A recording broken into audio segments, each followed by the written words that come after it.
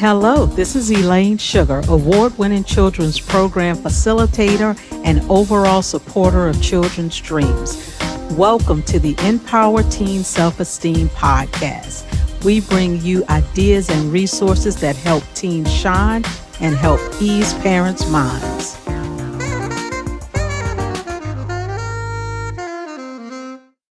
Welcome to this episode of Empower Teen Self-Esteem. Today, we are joined by Protegee of Purpose. This is a poet and an entrepreneur that's going to be talking to us and our teens and parents about stepping into your purpose. And I know a lot of time in those teenage years, you can go through some identity changes, some idea and dream changes. And that is all a part of the process. But today we're going to talk to this young lady about how you step into your purpose. So, Protegee of Purpose, welcome and thank you for joining us. Thank you. Thank you for me. How are you and how is everyone? We are good, especially now that you are here. I know that you have some beautiful things that you have created and very talented products that you've put out into the world. But before we dig into any of that, why don't you take a moment and tell us a little bit about yourself? Sure. Okay, so I'll start with two words. I'm a creator and I am a teacher. I'm going to explain a little bit about what that means. So let's take it back a little bit. As a child, probably around 6 or 7 years old, I used to love to play being a teacher. So I used to, set up my dolls and things like that and pretend that I was teaching. And then when I got a little bit older, I had younger cousins and I would, gather them up and try to teach them as well. So, well, not try, I actually did. Like taught some of them how to write their name, about their shapes, all the things that you learn about in kindergarten. So that followed me. I've always wanted to be a teacher. And then fast forward to my adult years, I was a preschool teacher for about 8 years. So that follows me. It's just in me. I love to help people. Now, the activity part comes in a little bit later in life, probably when I was about, well, I'll say at the end of high school, I started writing poetry, but it was more for self-expression. That's where me becoming a poet kind of came, and I kind of did it as a hobby, nothing too crazy or nothing that I shared too much besides, people that's close to me.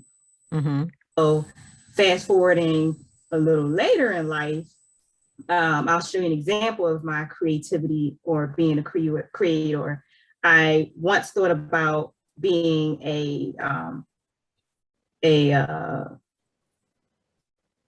what is the thing that you plan parties? Oh, an event planner. Yeah, an event planner. So I started with my family, and funny thing, here's a funny story. I did this thing with my mother for her birthday one year. And what I did, it was kooky and crazy, but it's fun and it was memorable. We usually like to go to dinner, so I like to put a little spin on dinner, like not to just do your typical, that's fine, just going out to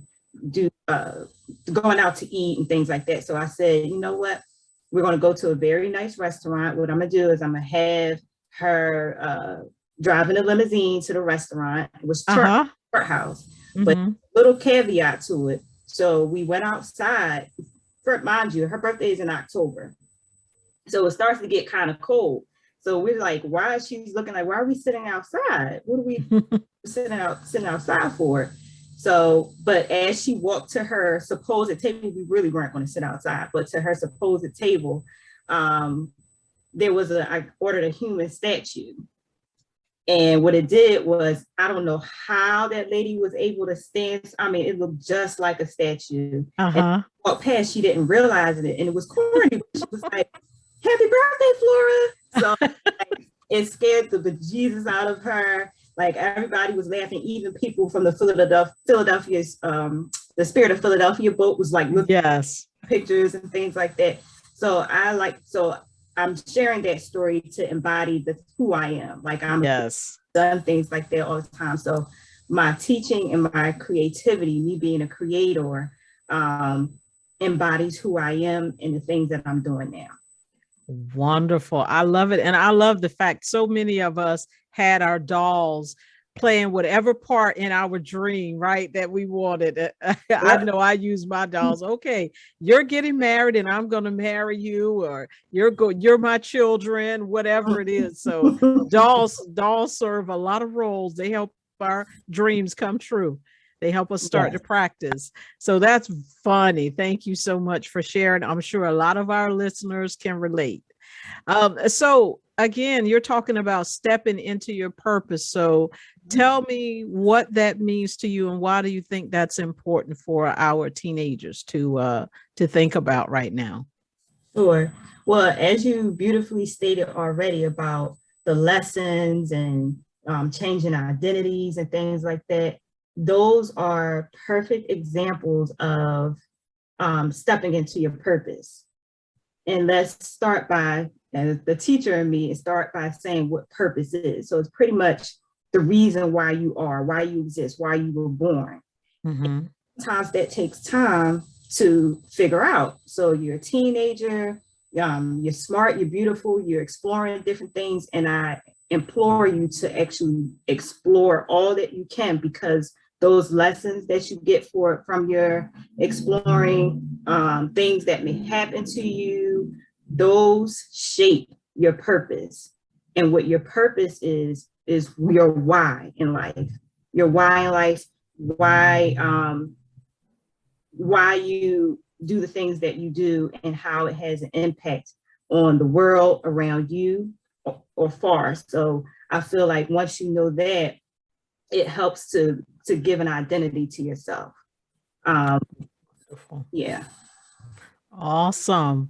So you talked about the teaching side of you and where that came from and how it manifests itself in the work you did. So in your poetry, let's talk about your creativity. What type of poems do you write? And tell us a little bit more about that. Okay, so let's start from teenage years, since I'm speaking to my teenagers. The type of poetry I wrote as a teen is totally different from the poetry that I write now. So back then, you write about things that affect you. It can be something that happened in school. Mm-hmm. Back then, everybody has crushes and things that they like, so little things like that. It could be about things that have made you sad. So it was more of a self-expression type thing, and it could be anything. Now I write about purpose, not that those things weren't purposeful. Again, what made you who you are. Right now, I'm heavily in Black history, certain social issues that we see every day or that confronts us every day. And what it's called is pretty much free verse. Okay. To stick to, because you have your haikus, you have it's a plethora. I can't think of all the names right off the bat because I'm on the spot right now, but there's all different types of poetry, but there's one called free verse, and it just allows you to just be free without having to worry about how many lines you have in a stanza. I implore you to do that sometimes, which I'm going to do in the future. I think I've written a couple of haikus, but right now I'm just doing free verse. And then you can go into like your more formed poetry. Awesome. So you introduced me to a word that I admit I had never heard before. What is ekphrastic poetry? Yes, that is a tricky word. Ekphrastic poetry, all that means is that you're writing about a work of art, a visual work of art. Mm-hmm. It can be a painting, it could be a sculpture, it can be a sketch, a drawing.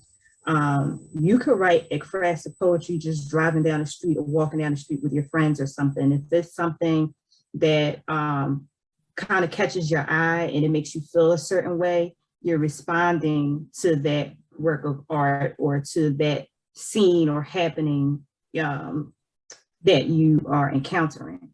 So ekphrastic poetry either responds to, it gives a meaning to a work of art.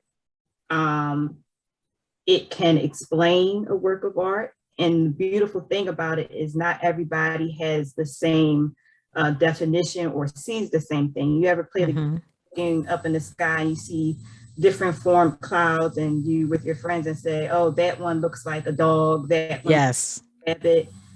That's your interpretation. So it's kind of like that. You're writing about a work of art. Wonderful. I love it. So that's more responsive and you're responding to things that are outside. And to your point, when you were younger, you wrote poetry to respond to things that were happening inside, like certain emotions. And I like suggesting therapy as the writing of therapy as an option to young people. I think that's a really powerful tool. It's something that you can do on your own independently, but it creates a certain release. And I love that idea. So you mentioned that you have some of your poetry that's centered around Black history. So talk to me about that and why you felt it was important to devote some of your energy to Black history. Okay, yes. So Black history is a part of who the Black race is individually and collectively. It's very important to know about your history, no matter your background, your race, or anything like that. You need to know the true history. And because as a student, as a child going to school, there has been a lot of information missing. Absolutely. And it's not full truths. So as an adult, I have been inspired heavily by someone that's very close to me. It's my uncle, to actually delve in to Black history. Like I dibbled and dabbled in it, but I didn't have the maturity at the time to actually stick to and develop or even look into different topics of what I'm learning now. Awesome. I feel like that's really, your history is a part of your identity. Just like you have a personality that's a part of who you are, you have a heart, you have a mind. Your history is just as important because, again, it molds who you are and how you leave a stamp on the world. So beautiful. Yeah. Wonderful. And I know you've incorporated that aspect, that focus on Black history into your business. So do you want to talk a little bit about your business and how that aligns with your focus on understanding Black history? So I started my business and I chose to do it around the edification and the encouragement of the Black race, not to leave anyone else out. However, just like everyone has families, we're all a human family, but there's certain family members that may have more problems that needs quicker aid, you know. So I'm unapologetically all about helping the Black community because it's needed. Absolutely. The funny thing is, I didn't really plan it. That's the thing, purpose. Sometimes things come as you go, and I didn't really plan it. I didn't set out to say, you know what, I'm going to start an online store. It just kind of happened, and it carried the creative and the teaching part. So I use that as an avenue to teach, to edify about certain events or encourage certain things that I find that's missing in the Black community. Like there's one that I have called My Favorite Black Song, and that poem is just what you call a metaphor. So you have your favorite Black song, right? I mean, not your song, you have your favorite song. And you have harmony in those songs. So my thing is, I encourage Black men and women to work together, as many other communities do, Mm-hmm. to bring about prosperity. Yes. And able to function in the world, and to be able to take back the power, I guess you can say, that have been taken. So those type of things, I've been told, I'm not saying this of myself, but I've been told, Mm-hmm. I'm a really good encourager. So that's what I use that for, as the medium, to kind of educate on topics or subtopics under Black history that people may not know about. Wonderful, but you're doing it in a creative, talented way. It's wonderful. I've read your poetry. It's fantastic. And just describe exactly what your story is, just so we know what exactly do you offer in your store. How have you set that up and established it? So my store, so it's e-commerce. Mm-hmm. I'm drawing a blank, I'm sorry. I sell home decor, apparel, and accessories. Yes. And I see a beautiful sweatshirt right there that you have on. Oh, So yeah. that's one of your items from your store. Yes, this is a hoodie. Uh-huh. So adorable. As you can see, it has an art piece on it. Mm-hmm. You really can't see it. It has a poetic quote. So I have on my products, I have a poetic quote, and I have an art piece that kind of brings the message more profound. Awesome. Yeah, you have beautiful products. Is it all original artwork? Yes. Mm-hmm. Like So, I had a cousin that actually drew this one. mm-hmm. Nice. And I forgot to say, it's a lifestyle brand that edifies, encourages, and uplifts Black history and culture. Nice. Yeah. Wonderful. And if any of our listeners out there want to check out your products, how can they go and check out your online store and purchase some items? Yes, make sure you go check out protegeeofpurpose.com, or please follow me at Protegee of Purpose LLC. That's my Instagram hashtag. And you'll see in my bio, there's a shorter link. So you won't have to remember protegeeofpurpose.com is a shortened link that you can click, and it takes you right to my store. And so I told you the website, and please subscribe as well so that you can get emails about future sales and promotions and little activities that'll be going on, because I do like little contests sometimes. And my social media, yes, it's Instagram. I'm working on developing my Facebook and my LinkedIn right now. So sure, is in the future.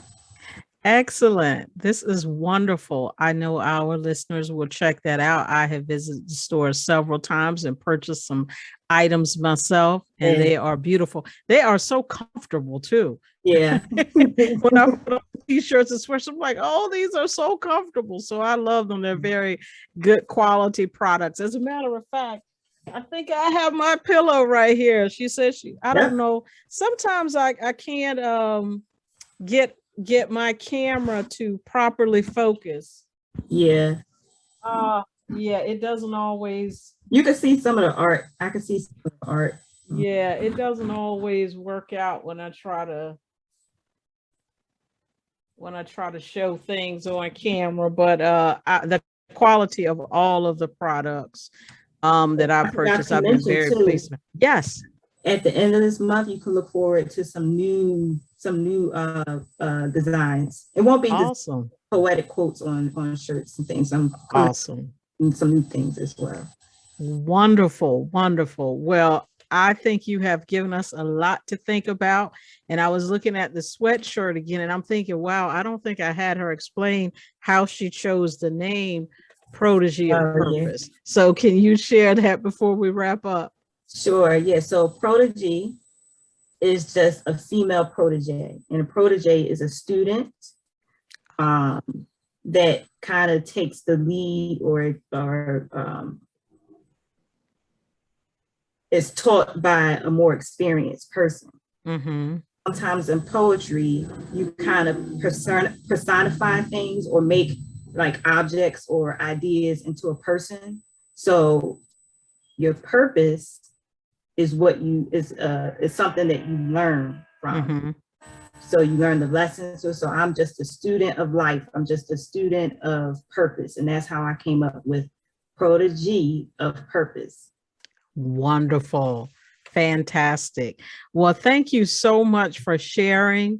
Thank you. You've given our young people ideas about how they can use writing as a coping skill, how they can use it as a business adventure. Talked about having an online store, which I know a lot of young people are interested in having their own businesses these days. So you've given us several things to think about. So thank you so much for reminding us that it's important for us to know our history and to also express ourselves. So thank you so much for joining us today. You're very welcome, and thank you for even having me.